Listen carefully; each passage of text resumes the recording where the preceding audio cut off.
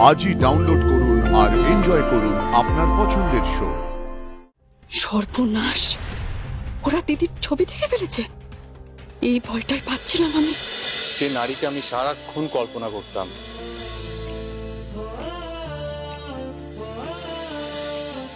যাকে আমি নিজের মনে জায়গা দিয়েছি, যাকে নিজের মনের ভেতরে নিজের মতো করে সাজিয়েছি, আমি জানি না কেন আমার মনে হয় তুমি সেই মেয়ে জ্যোতি। কল্পনার নারী মানে? আপনার মনে অন্য কোনো মেয়েও আছে নাকি? না, সেরকম কিছু নয়। আসলে সেই মেয়েটার সাথে আমার কোনো দিন আলাপ হয়নি, তার নাম জানি না। তবে আসানসোলে প্রথমবার তাকে দেখেছিলাম।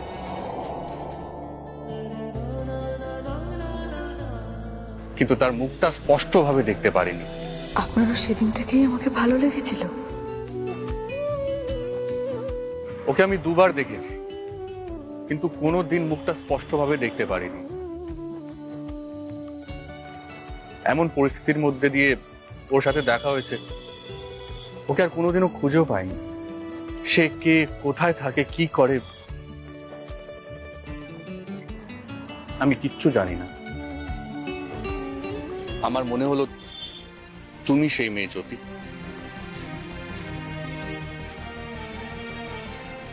কিন্তু আমি জানি সেটা সম্ভব না। তুমি সে নও। আমি সেই মেয়ে, হয়তো পরে কখনো সেটা বুঝতে পারবেন। আমার কল্পনার মধ্যে যে ছিল, সে বাস্তবে তোমার মধ্যে ধরা দিয়েছে জ্যোতি। তাই প্রথমবার দেখার পর থেকে তোমাকে আমার খুব ভালো লেগে গেছে জ্যোতি।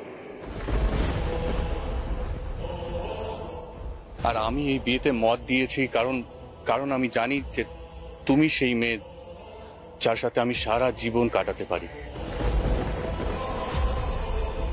আমার মধ্যে ঝড়, অস্থিরতা সবকিছু আমি তোমার সঙ্গে শেয়ার করতে পারি। বাহ, অসাধারণ! এত ভালো অ্যাক্টিংও কেউ করতে পারে ঋষি ব্যানার্জি?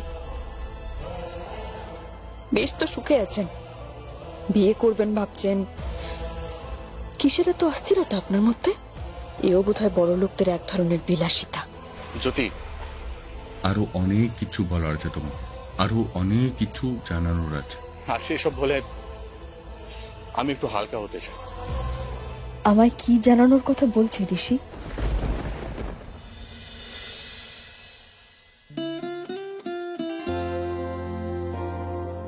বড্ড দমবন্ধ লাগছিল, এখন একটু বেটার ফিল করছি।